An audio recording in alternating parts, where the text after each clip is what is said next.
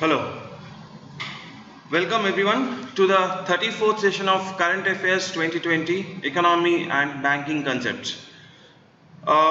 Let's move to the first question of the day. Which of the following organizations have recently launched a collaborative network computer-enabled software system called CollabCAD in Atal Thinking Lab ATL schools? Now, let us understand what happened actually. Now, this is under Atal Innovative Mission. Atal Innovative Mission. What does Atal Innovative Mission stands for? AIM. It is actually a Government of India initiative, and it's a flagship program of the government to promote the culture of innovation and entrepreneurship in the country. Now, under this program, there are ATL, Atal Thinking Labs, which are set up in different schools across the country. They are into some thousands.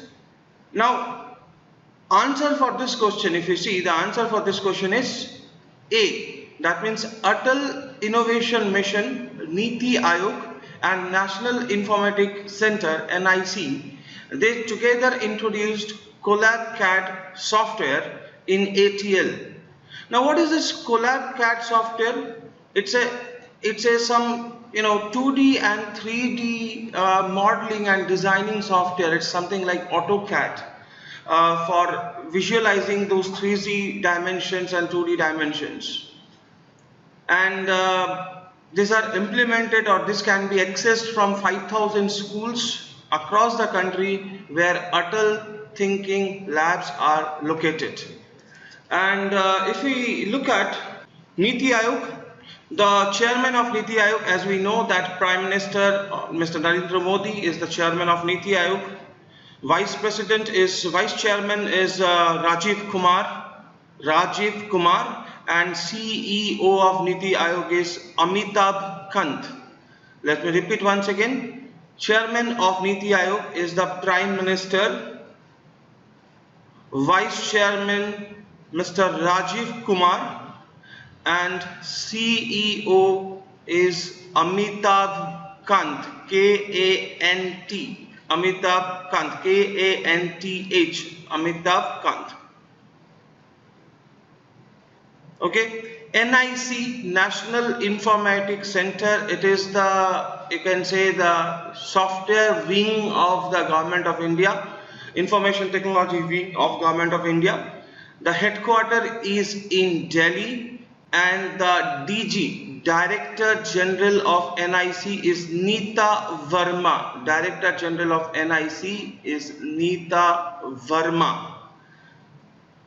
Repeating it once again, headquarters of NIC is Delhi, New Delhi, and the Director General of NIC is Neeta, N-E-E-T-A, Neeta Verma. Okay.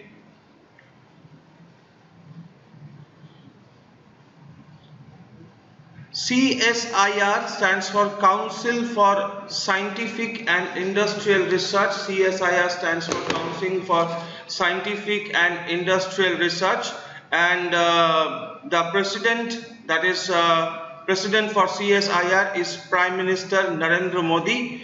Vice President is Dr. Harsh Vardhan, who is the Minister of Health and Family Welfare. Dr. Harsh Vardhan, Minister of Health and Family Welfare. Dr. Shekhar C. Mande, Dr. Shekhar C. Mande, M-A-N-D-E, Mande, the Director General of CSIR. So answer for this question is A, B and C, that is option number 1. Atal Innovation Mission, Niti Aayog and NIC together installed or introduced this CollabCAD in Atal Thinking Labs. As per new guidelines issued by Ministry of Corporate Affairs, which expenditure is not qualified as CSR expenditure? CSR stands for corporate social responsibility. CSR stands for corporate social responsibility. Generally, the donations made to NGOs or maybe some special purpose, donations made by various profit-making organizations towards some trust or educational trust. These are coming under CSR, corporate social responsibility. Okay, so according to Company Act 2013, the big companies need to spend 2% of their profit as CSR. 2% of their profit as CSR. That is a different thing. Now let's come to this one. Now what is this? Recently, due to this COVID-19 outbreak, we know that people are donating. There are a lot of sports celebrities, film celebrities and industrialists who are donating. But when the donation is made, there are some advantages from their perspectives also, like they can have some rebate and in their income tax. So if we look at this particular question, as per the new guidelines issued by the Ministry of Corporate Affairs, which expenditure is not qualified as CSR expenditure, that means it is not a CSR expenditure. The answer is contribution to the Chief Minister's Relief Fund. Contribution to the Chief Minister Relief Fund. Rest all comes under CSR expenditure. Let us look at this particular fund, because contribution made to State Disaster Management Authority to combat COVID-19 related activities, contribution to PM CARES Fund. So PM CARES Fund stands for Prime Minister Citizen Assistance and Relief in Emergency Situation Fund. Prime Minister, PM stands for Prime Minister, Citizen Assistance and Relief in Emergency Situation Fund. Citizen Assistance and Relief in Emergency Situation Funds like COVID-19, what we are presently going through. The Prime Minister is the chairperson of the trust. Prime Minister is the chairperson of this trust. This PM CARE Fund is created on 28th March 2020. This fund was created in 28th March 2020. 28th March 2020. Now, recently, the government of India has brought the first such installment under PM CARES Fund. Total allocation under the first installment is 3100 crores, 3100 crores, out of which the government has declared that rupees 2000 crores is used for purchasing ventilators, 1000 crores is used for migrant laborers, and rest 100 crores is for vaccine development. Let me repeat once again. Recently, this first installment under this Prime Minister CARES Fund, PM CARES Fund, has been disbursed by the Government of India, and they also gave the breakup.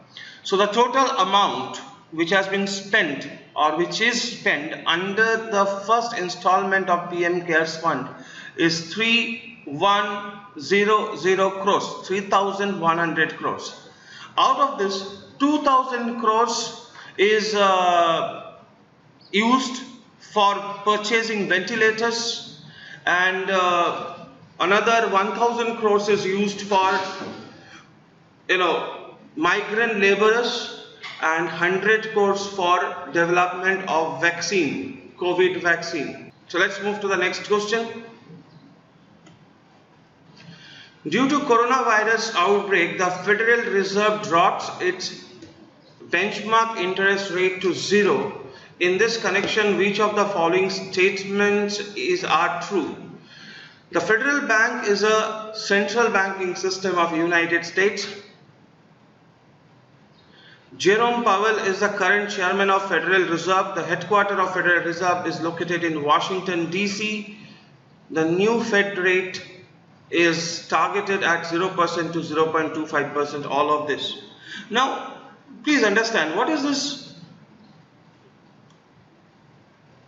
interest rate, Fed Reserve interest rate? Now, if you look at, like we have in India, we have RBI, Reserve Bank of India, which is the Central Bank of India. Similarly, in USA, the name of the central bank is Federal Reserve. So, option number 1 is true. Like we have in India in our monetary policy, repo rate, policy repo rate, which seems to be the most important policy rate of the all.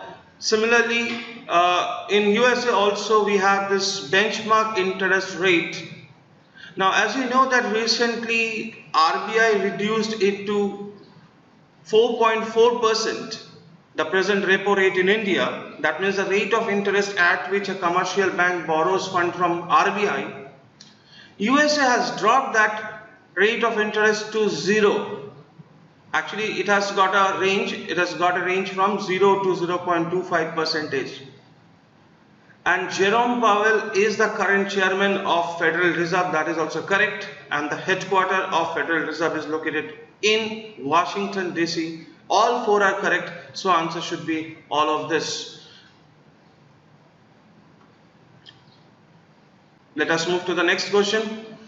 Government of India has recently appointed the introduction of RODTEP scheme. In this connection, which of the following statements are true? Now, RODTEP stands for Remission of Duties and Taxes on Export Products. The scheme is WTO compliant. The scheme is to make Indian exports cost competitive and boost employment generation in various sectors.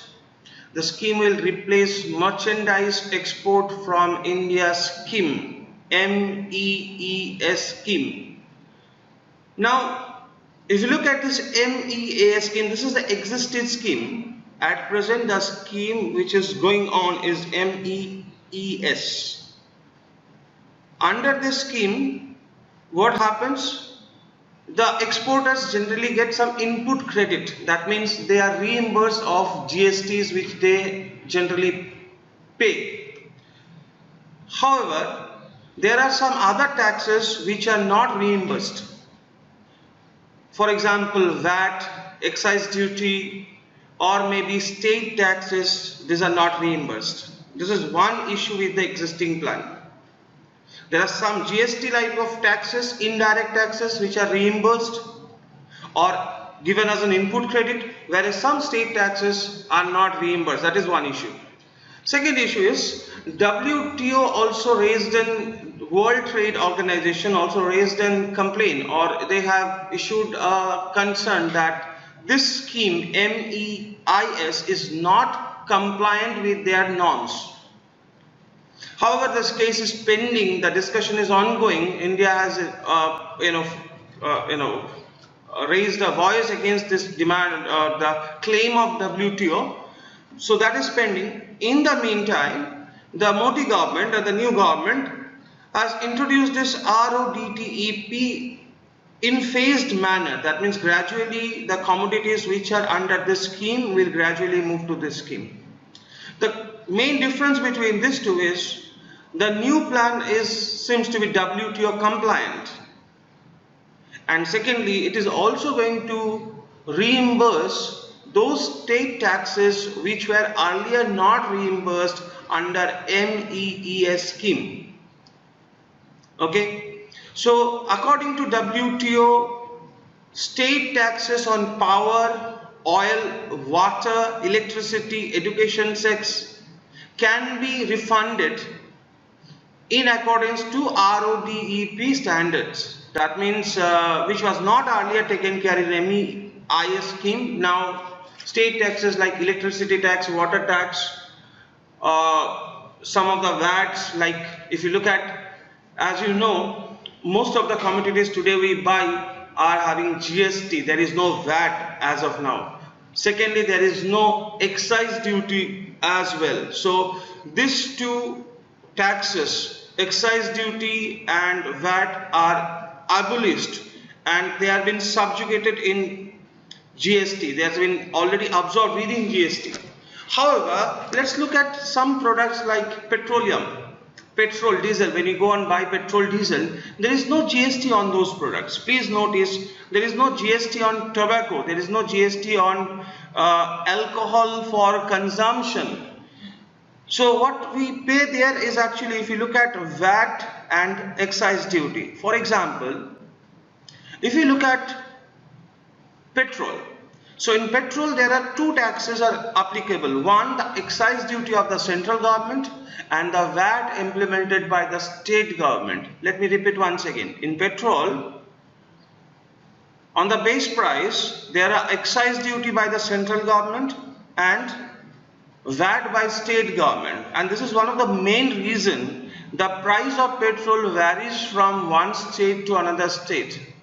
And also there are subsidies, which is another reason behind variation in the price of petrol from state to state.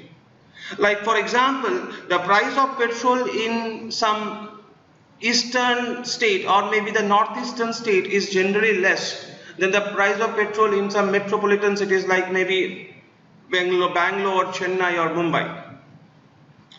Okay, so let me summarize this.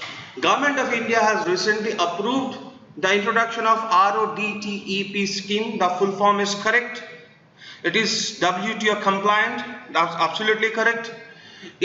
Scheme aims to make Indian exports cost competitive. Yes, because the exporters will get more reimbursement. There were some taxes which earlier they used to pay, but they are not getting the reimbursement. Now they are going to get the reimbursement of those taxes, thus making their products more cost competitive, and which will certainly boost employment generation in various sectors. This is going to replace MEES in phased manner. So the answer is all of this. The OPCW said in its report that Syria used deadly chemical weapon in 2017. In this connection, which of the following statements are true? OPCW said in its report that Syria used deadly chemical weapons in 2017. This was a big news starting from some March 2017. There are a number of incidences.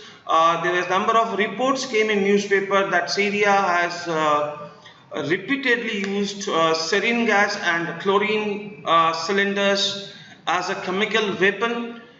Syrian army has done it. So this OPCW stands for Organization for Prohibition of Chemical Weapons. OPCW stands for Organization for Prohibition of Chemical Weapons. That is correct. This is under UN, United Nations. This is an implementing agency for Chemical Weapons Convention. The convention came into force 29 April 1997. The headquarter of OPCW is, yes, it is in Hague, Netherlands. All of them. Now, absolutely correct. The answer is all of the above. The Secretary General of UN, the Secretary General of United Nations, Antonio Guterres, the Secretary General of UN is Antonio Guterres, and the Director General of OPCW, Fernando Arias. Fernando Arias, Secretary General of OPCW, Fernando, F-E-R-N-A-N-D-O, Fernando. Repeating it once again. Secretary General of OPCW, Fernando, F-E-R-N-A-N-D-O, Fernando Arias, A-R-I-A-S, and Secretary General of United Nations, UN, Antonio Guterres, Antonio Guterres, G-U-T-E-R-R-E-S, G-U-T-E-R-R-E-S. The Syrian Arab Air Force dropped an M400 bomb containing sarin on southern Tamena on 24th March 2017, affecting at least 16 people. So this Fernando Arias, the spelling is given over here. This is the main incident followed by some other incidents which has been claimed by OPCW that they have used chemical weapons.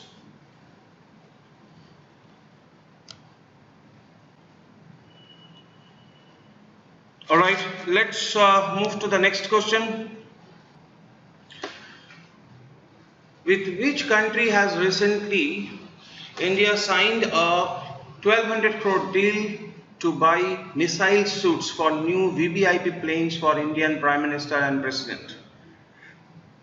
You remember a movie called Air Force One?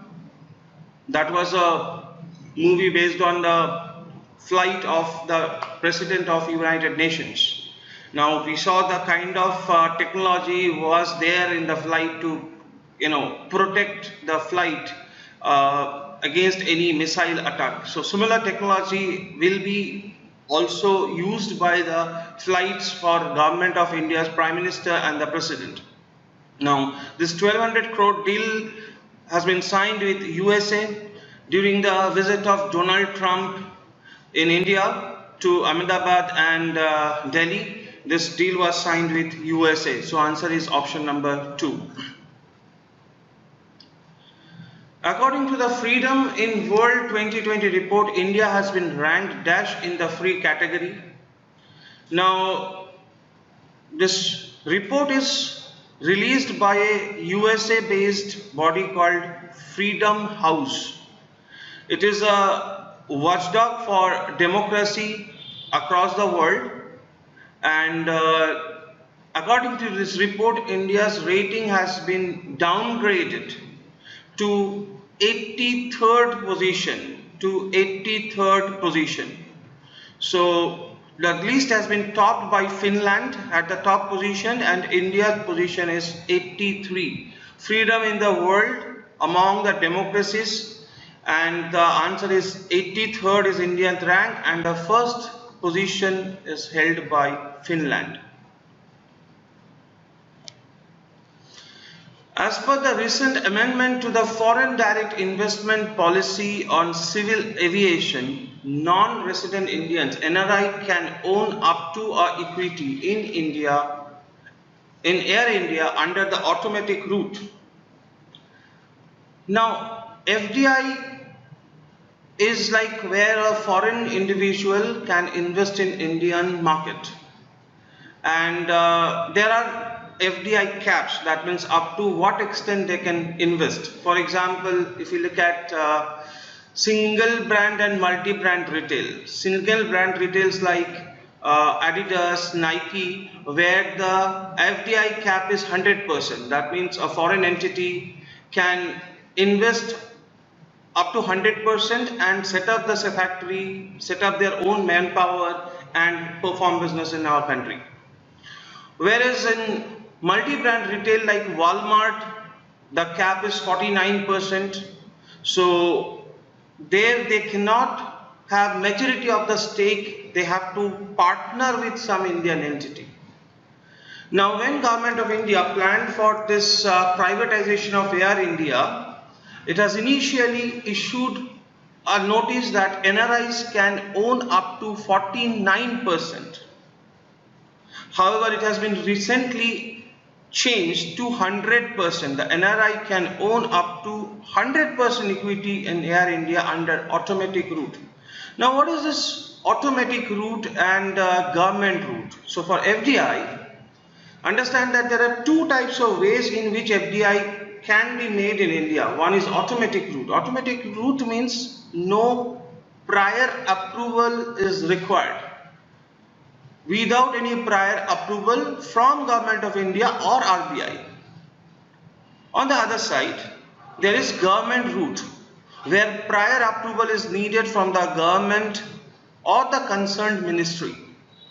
Now all these things are regulated under FEMA Act, Foreign Exchange Management Act 1999. All these are regulated under FEMA Act.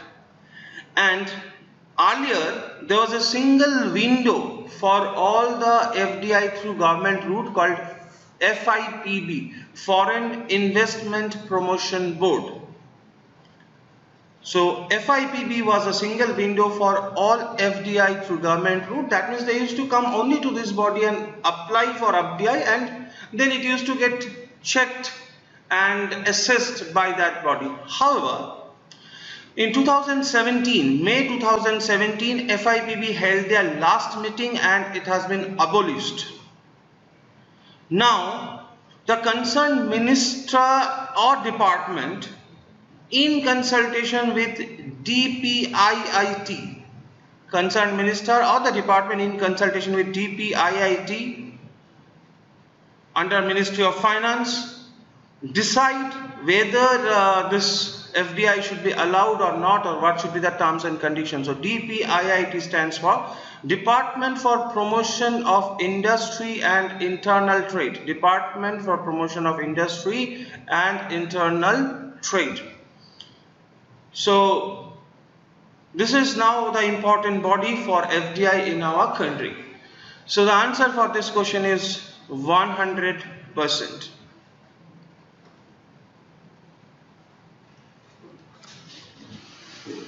Let's go to the next question. In which of the following companies has the Union government recently invited bids for sale of its entire 52.98% stake? During this budget of 2021, our finance minister has made that they are going to raise a lot of fund through disinvestment. When I say disinvestment, it means selling the stake of PSUs, the public sector units, and for those some amount of stake will be sold, and that amount received from that is called disinvestment proceed. Now, under this plan, two prime objective or the two prime companies which are planned for privatization, one is Air India and the other is BPCL, Bharat Petroleum Corporation Limited. In this context, I would like to share a story to you. This is something quite interesting.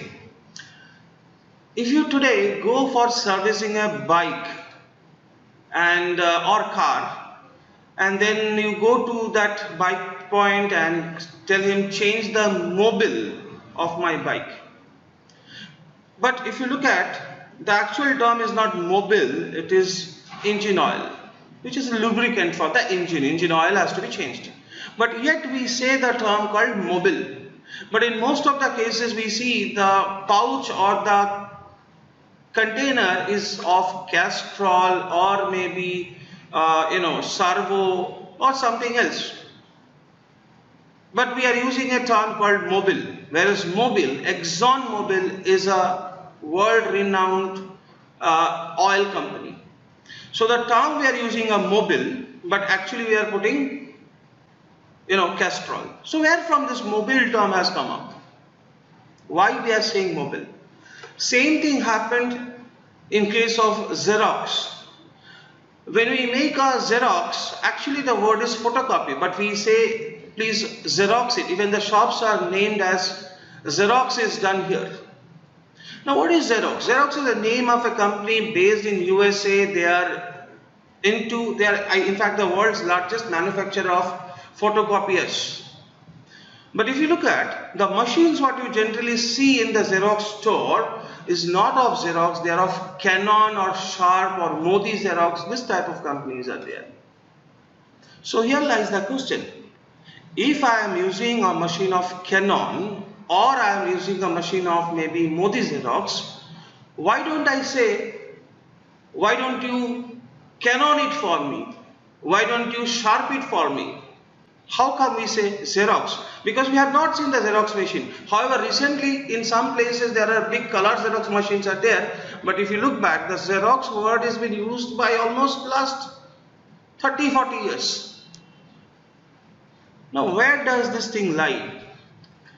So it all happened in 1969 onwards and 1969-70 when the then Prime Minister Indira Gandhi moved towards nationalization. So what happened in nationalization? Private companies foreign entities were paid and brought by the government of India and they were made nationalized. I'm repeating it. In 1969-70s, when lots of banks were also nationalized, that means private banks were paid and they brought under the ownership of government of India. The similar thing happened in some other industrial area as well. Government asked them, if you want to perform business in India, you have to stick to our terms and conditions, and in some of the areas they have been paid and they are brought by government of India. Xerox left the country that time. Burma Shell, you heard of a company called Shell. Shell Global is again a renowned oil company in the world. The then name of the company was Burma Shell, and after that takeover by government of India, their asset has been named in 1977 as Bharat Petroleum Corporation Limited. So actually that company was existing. In 1976 it has been taken over, Burma Shell has been taken over and renamed as Bharat Petroleum Corporation Limited. Exxon Mobil, or the Mobil company, was taken over and named as HPCL, Hindustan Petroleum Corporation Limited. Now after almost 40, 41, 42 years, the history is going to repeat. That means again this BPCL are going to get privatized.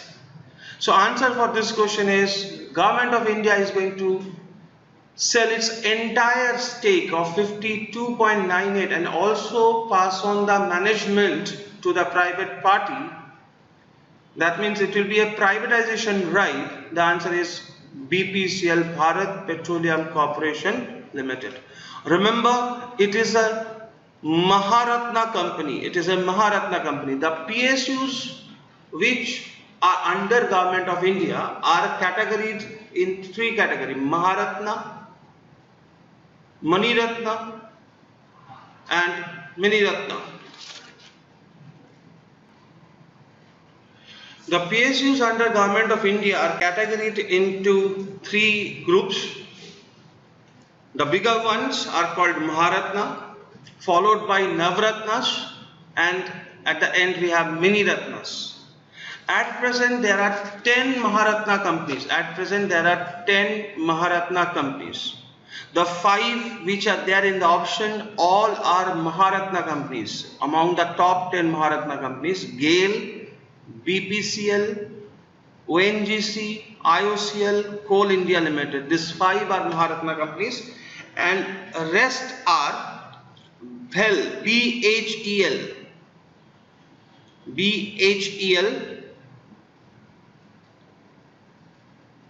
HPCL,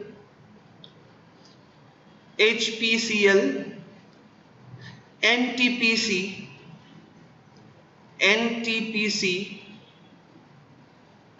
Power Grid Corporation India Limited, PGCIL, NTPC, PGCIL, Power Grid Corporation India Limited, and SAIL, Steel Authority India Limited. SAIL, Steel Authority India Limited. So there are 10 Maharatna PSUs at present.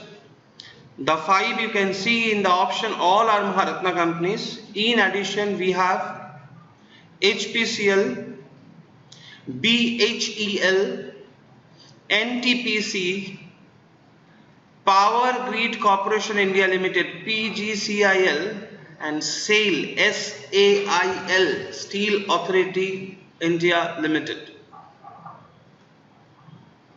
Okay. The chairman and managing director of BPCL is Sri D. Rajkumar.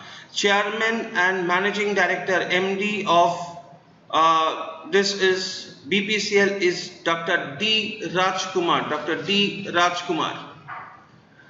Gas Authority of India Limited chairman is Manoj Jain. ONGC CMD is Shashi Shankar, Sri Shashi Shankar. Indian Oil Corporation Limited present chairman is Sanjeev Singh, and Coal India Limited present chairman is Pramod Agarwal. Mr. Pramod Agarwal. Present chairman is Mr. Pramod Agarwal.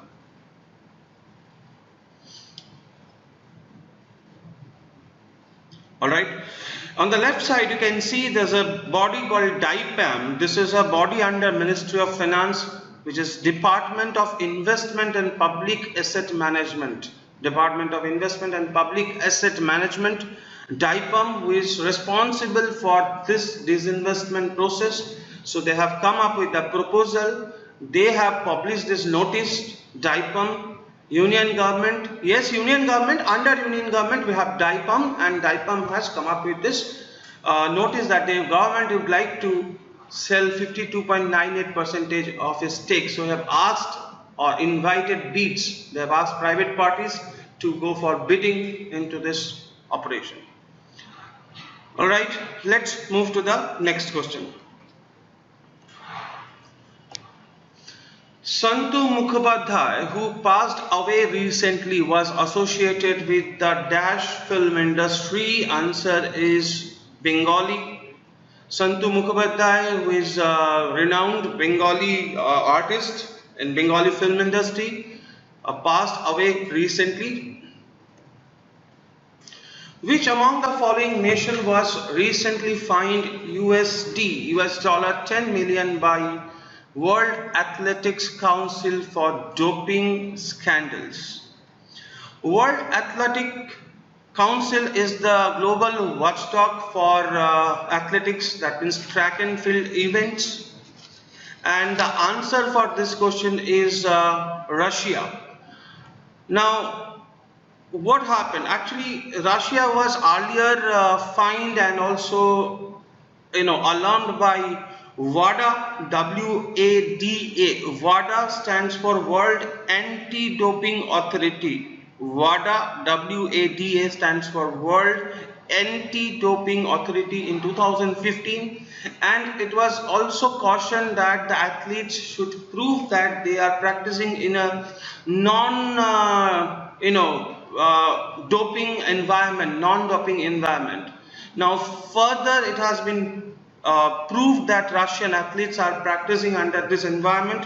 So the drug they are using is called performance enhancement drug, PED, performance enhancement drug, PED, performance enhancement drug. Now recently this report came and World Athletic Council dropped Russia and banned to participate in Japan Olympic 2020, and they said maximum 10 athletes, track and field athletes, can participate as neutral candidates, provided they prove that they are practicing in non-doping environment. So answer for this is Russia. According to the new data on arms transfer published by Stockholm International Peace Research Institute, SIPRI, which country was the world's largest arms importer between 2014 to 2018? 2014. So SIPRI is a International Peace Research Institute. Now according to the data released, the highest amount of or world largest arms importer between 2014 to 2018 is Saudi Arabia. The answer is Saudi Arabia. If you look back to the previous tenure that is 2010 to 2014, from 2010 to 2014, the highest importer was actually India, followed by Saudi Arabia, and the highest exporter of arms was USA, followed by Russia. Let me repeat it once again. In the earlier tenure, that is 2010 to 2014, the highest importer of arms was India, followed by Saudi Arabia, and highest exporter was USA and Russia.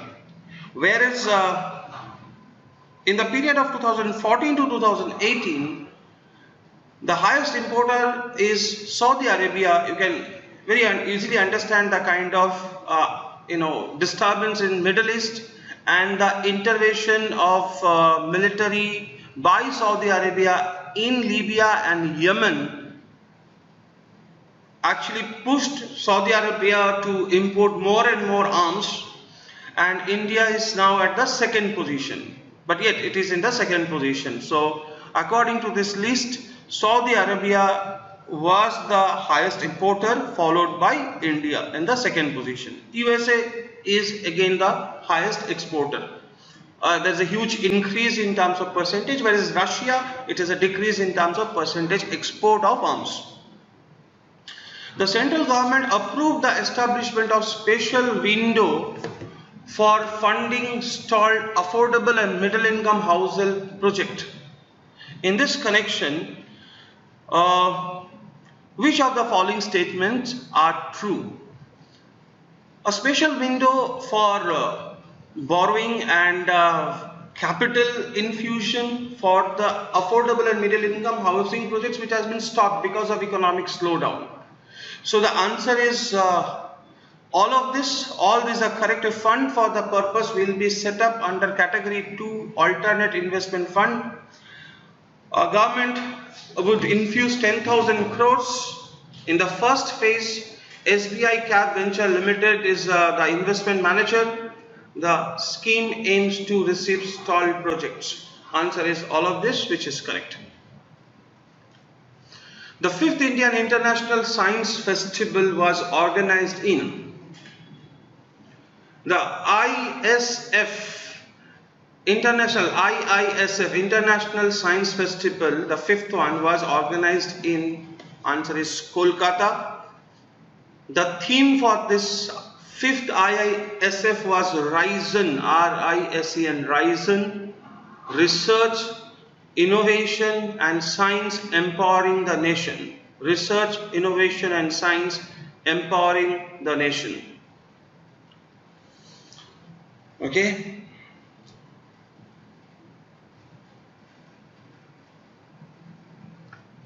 Let's move to the next slide. Who among the following has been conferred the first special award titled Icon for Golden Jubilee of IFFI? So IFFI stands for International Film Festival of India. IFFI stands for International Film Festival of India 2019. The venue was Goa. And the first special award titled Icon for Golden Jubilee of IFFI has been conferred to Rajinikanth. And this particular event, if you look at this particular event, Isabella Huppert, H-U-P-P-R-T, Isabella Huppert, a French actress, got the Lifetime Achievement Award. Isabella Huppert, an actress, French actress, got the Lifetime Achievement Award. Now, this is a Government of India award. This is under the Ministry of Information and Broadcasting. This is the Ministry of Information and Broadcasting event. The minister is Sri Prakash Javadekar. Prakash Javadekar is the Minister for Information and Broadcasting and also Minister of Heavy Industries and Public Enterprises of India. Let me repeat it. Sri Prakash Javadekar, he is now holding office for two ministries. One, the Information and Broadcasting Minister and Minister of Heavy Industries and Public Enterprise of India. Heavy Industries and Public Enterprise of India.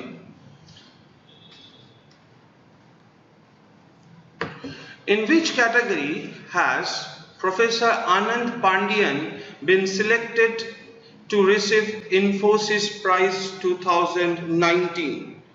So, in which category Mr. Anand Pandian has been selected or received Infosys Prize 2019? Answer is Social Studies. Professor Anand Pandian is an anthropologist in John Hopkins University, and his special work or very innovative work in anthropology, which is on ethics, self-food and creative process has been very famous, and because of this work in social science, he has been awarded with Infosys Prize 2019. Answer is social science. Next question. According to sample registration survey data released by the Registrar General of India, which state in country has registered the lowest maternal mortality rate, MMR? Now this data is released by the Office of the Registrar General and Census Commissioner of India. Office of the Registrar General and Census Commissioner of India under Home Ministry. Now according to this data, this rate is lowest in Kerala, and this is measured in every 1 lakh. It is measured in every 1 lakh. In Kerala it is 42, the lowest, and in India highest is in Assam. It is 229. According to this data, this MMR, that means death during live birth in every 1 lakh, is lowest in Kerala, 42 deaths. Highest is in Assam, 229 deaths. And in 2015-17, the last data, the India's average figure is 122. India's average figure is 122. Let me repeat it. The last data reflects the figure of 2015-17, and in that we have seen a decrease from 130, and the recent figure for India is 122, the average. And as per the UN guideline, by 2020-30, India has to achieve a figure of 70 MMR, 70 MMR. So let me quickly recall the data. Kerala is currently 42, lowest. Assam is highest. Is basically, in the exam perspective, you may find these two data are important. They may ask you which one is lowest or which one is highest. Kerala is lowest and Assam is highest. India, there is a decrease. The point is 122, the new rate. And as per UN target, by 2030, India has to achieve a figure of 70. Dr. Vivek Joshi, the Registrar General and Census Commissioner of India. Dr. Vivek Joshi, Registrar General and Census Commissioner of India.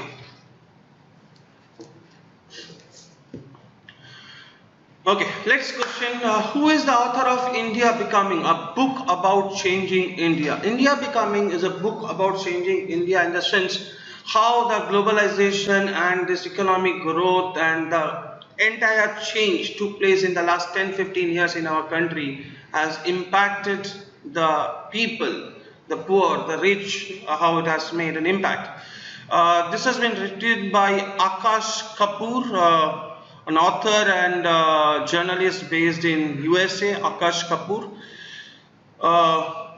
If you look at Amitabh Ghosh, is again a renowned novelist.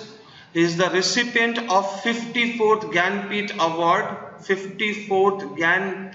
and also recipient of a lot of other awards, including Sahitya Academy Award and Padma Shri Award. Amitabh Ghosh is best known for his work in English fiction.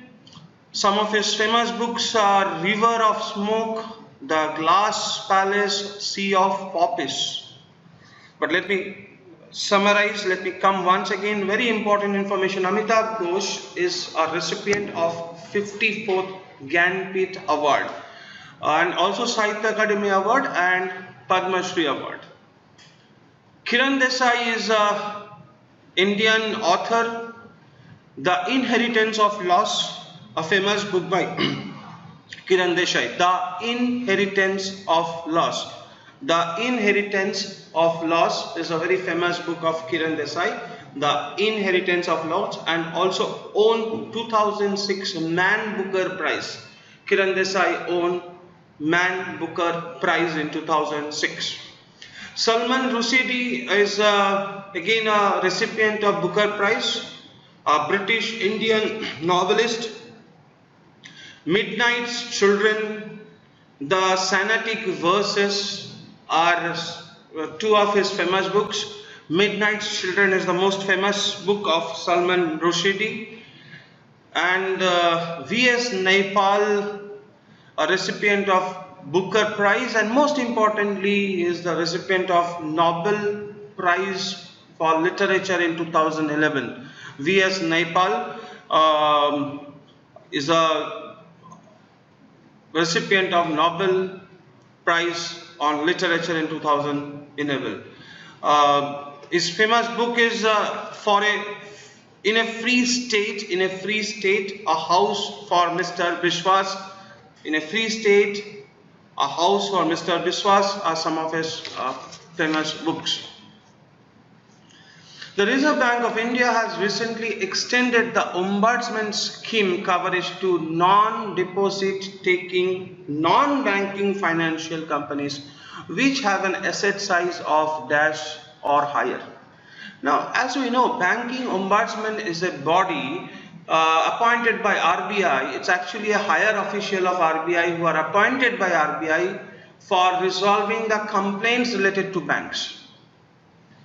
Like in Banking Ombudsman, you also have Insurance Ombudsman, where issues resolved, not resolved with the company, the customer or the person who is insured can move to the Ombudsman.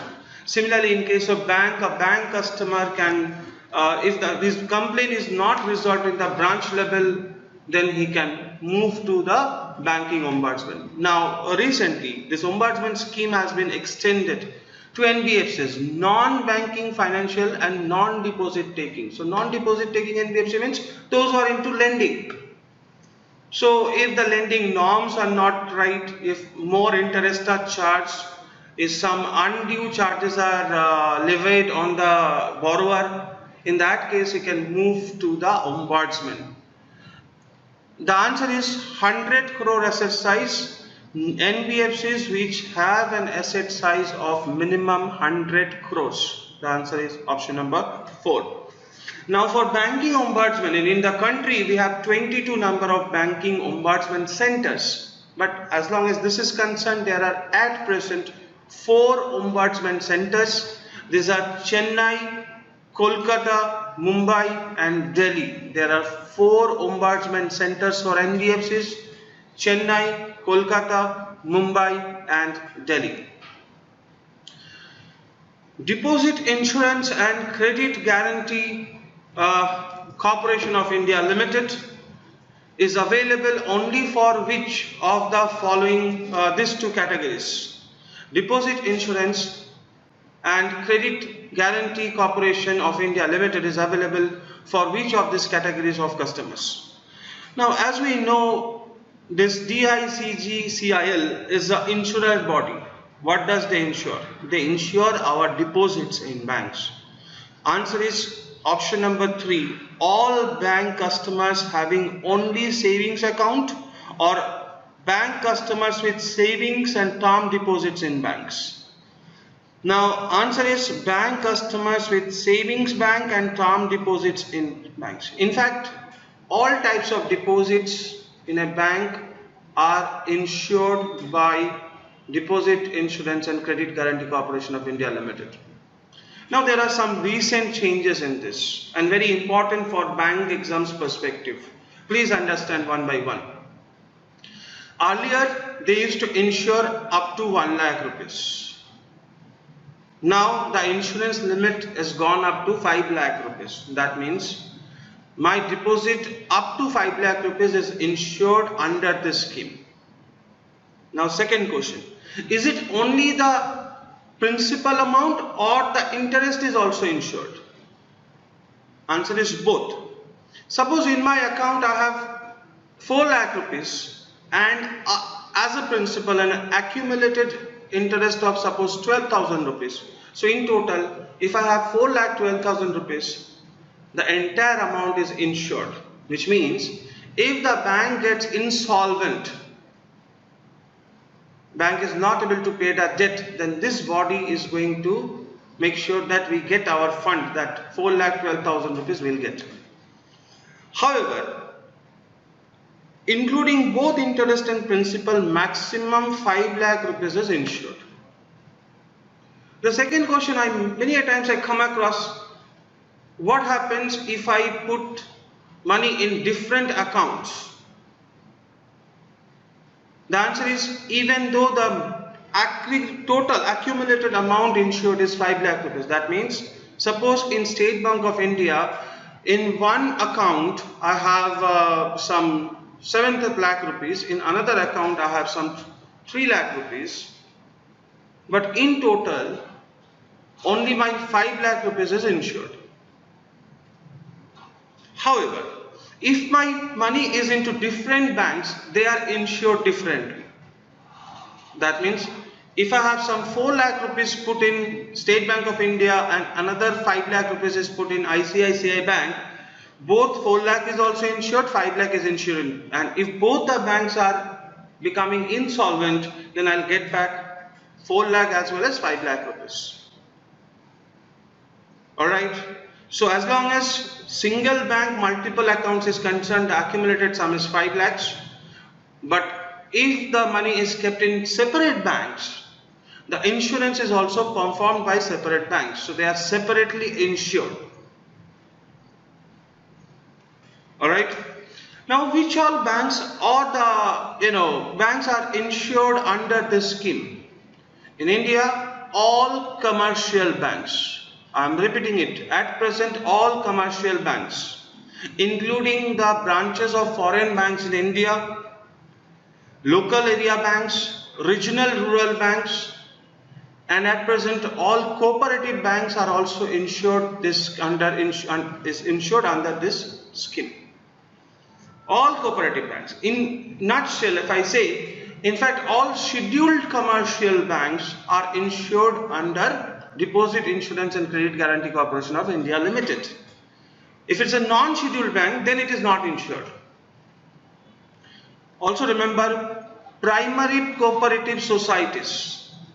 Cooperative banks like state cooperative banks are insured by this, but primary cooperative societies are not insured under Deposit Insurance and Credit Guarantee Corporation of India Limited. And the last point, who pays the premium for this insurance? Is it the customer? That means we the depositors, or RBI, or Government of India, or the bank? The answer is the insurer bank.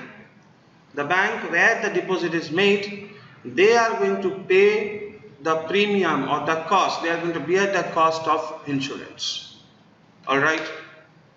So answer for this question is option number 4. Bank customers with savings bank term deposits in banks. In fact, all types of deposits up to 5 lakh rupees are insured by Deposit Insurance and Credit Guarantee Corporation of India.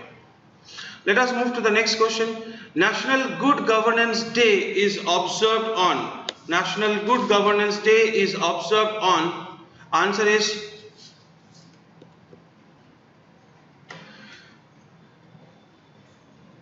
December 25th, the birth anniversary of former Prime Minister Atal Bihari Vajpayee. National Good Governance Day is observed on 25th December, the birth anniversary of former Prime Minister Atal Bihari Vajpayee. October 31st is Rashtriya Ekta Divas, birth anniversary of Sardar Vallabhbhai Patel. October 31st, Rashtriya Ekta Divas, birth anniversary of Sardar Vallabhbhai Patel. December 2 is National Pollution Control Day. National Pollution Control Day. October 2, Gandhi Jayanti, and July 18 is Nelson Mandela Day.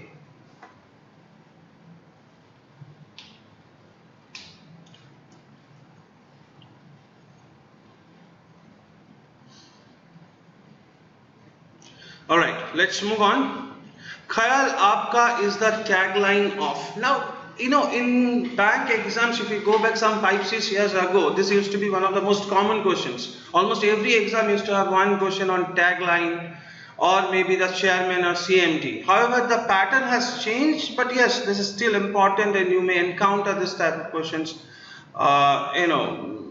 maybe in any of the exams. So, Khayal Aapka is the tagline of ICICI Bank. Khayal Aapka is the tagline of ICICI Bank. On the same note, State Bank of India has come up with different taglines like pure banking, nothing else, with you all the way, a bank for common man, the banker to every nation or every Indian is a very common one. The banker to every Indian is the most prominent one for State Bank of India. Punjab National Bank, the name you can bank upon. Punjab and Sindh Bank, where service is a way of life, where service is a way of life, and HDFC Bank is we understand your world. So you can quickly take it down. Punjab National Bank, the name you can bank upon. The MD and CEO of Punjab National Bank, the MD and CEO of Punjab National Bank in S.S. Mallikarjuna Rao, PNB Managing Director cum CEO S.S. Mallikarjuna Rao, S.S. Mallikarjuna Rao. Punjab and Sindh Bank is S. Hari Shankar, Punjab and Sindh Bank, S. Hari Shankar, MD and CEO S. Hari Shankar. HDFC Bank, Aditya Puri, CEO Aditya Puri, Puri.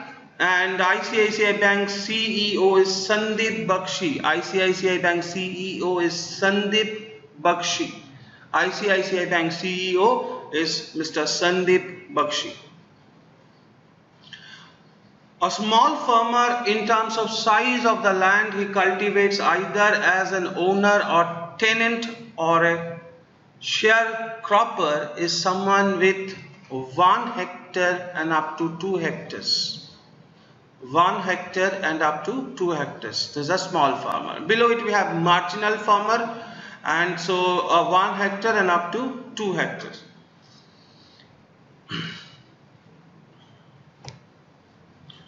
What is a base year for industrial production IIP and wholesale price index WPI? What is a base year used in industrial index IIP and wholesale price index WPI? Now, what is an index actually? An index is a figure that reflects the change in the set of variables associated with it. A simplest example could be a Sensex.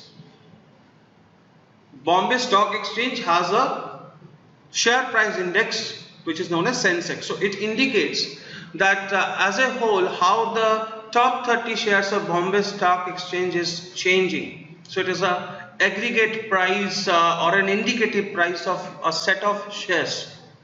Similarly, industrial production index for industrial production is an overall number which shows the the growth and the production of the country in different sectors of the manufacturing sector. Wholesale price index. A wholesale price index is a index which relates with the price of goods at the manufacturer level. However, there are 3 categories of price which comes under WPI. Primary articles, these are like agricultural goods, which are 117 primary articles. The cost of those are considered. Fuel and power, there are 16 such items whose prices are considered, and manufacturing product, 564 manufactured products. So in total, all these articles, these are ex-factory price. Ex-factory price is, that means the price of the product when it comes out of the factory. These are ex-mining prices, like, or the for different mining activities. Now, as a whole, there's a weighted average formula. As a whole, WPI is calculated based on the prices of this. Now, similarly, we have another parameter called CPI, Consumer Price Index. A fundamental difference between WPI and CPI is one is obviously one has the wholesale level and the other is a consumer level. The price a consumer is paying and the price when it is manufactured, after manufacturing. This is a very fundamental difference. Secondly, when CPI is calculated, there are some essential services which are also brought under consideration. In case of WPI, there is no service which are considered. So in India, inflation is measured using CPI at present. Now coming to this question, what is the base year used in index of industrial production and WPI? Now what is a base year? Now if you look at base year, it's similar to a percentage increase calculation where a certain figure on a particular year we take it as 100. The base year is when it is taken as 100. Now for IIP, earlier the base year was 2004-05. That means it was taken as 100 in 2004-05. Later, it has been revised to 2011-12. That means the index in 2011-12 is 11. It is taken as 11. Now suppose in today or maybe 2010-11, next year it has become 105. So we'll say there's a 5 percentage point increase in the industrial index of industrial production over the same period in the previous year. Same thing happens for WPI. The base year is 11-12 where the WPI figure is assumed as 100. I'll show you a chart which will make you understand for this, but remember for GDP also, for CPI also, base year is 2011-12. So IIP, CPI as a whole, GDP, gross domestic product, WPI, for all these four data, the base year is 2011-12. If you look at this chart, you will understand price movement of groups in all India CPI for the month of March 2020 final and April 20 provisional. So March is over, so data has been released, and April the data is not compiled yet. The base is 2012. That means that time it was taken as 100. Now how it has changed? There are different categories, there are different products, cereals and products, meat and fish, egg. This is the weightage it is given. So you can see cereals and products are given maximum weightage 12.35%. Then fuel and light we have some very high weightage. Clothing and footwear are also given. Household goods and services, healthcare, this is a service component. Transport and communication, this is also a service component. Total weightage comes out to be 100%. So these are percentage weightage to each of this category. So they will use the formula N1 x1 plus N2 x2, similar type of formula, and these are the percentage weightage. Marks index final, these are given. That means if you look at cereals and products, final is 144.4. Okay, so urban and rural, how much is the weightage and how it is shifting. So for cereals and products, the base year it was 100. At present it is in 148.7. That means in some 8 years this is the percentage growth, almost 48.7 percentage growth, almost 48.7. This is the overall general index. Overall it was 100 and now it is 148.6. 148.6. That means in last 8 years from 2012 to 2010 the inflation has been some 48%. CPI inflation has been some 48%. So this gives you a picture. This is a data from the government source itself to understand how this CPI and inflation WPIs are calculated. What does CBS stands for? CBS, it means their branches are technologically driven. Very easy question. I'm sure you have heard of this. Technology driven and interconnected with core banking solution. They are connected with a centralized server. Core banking solution. Core stands for centralized online real-time exchange. Centralized online real-time exchange. Core stands for centralized online real-time exchange. Thank you.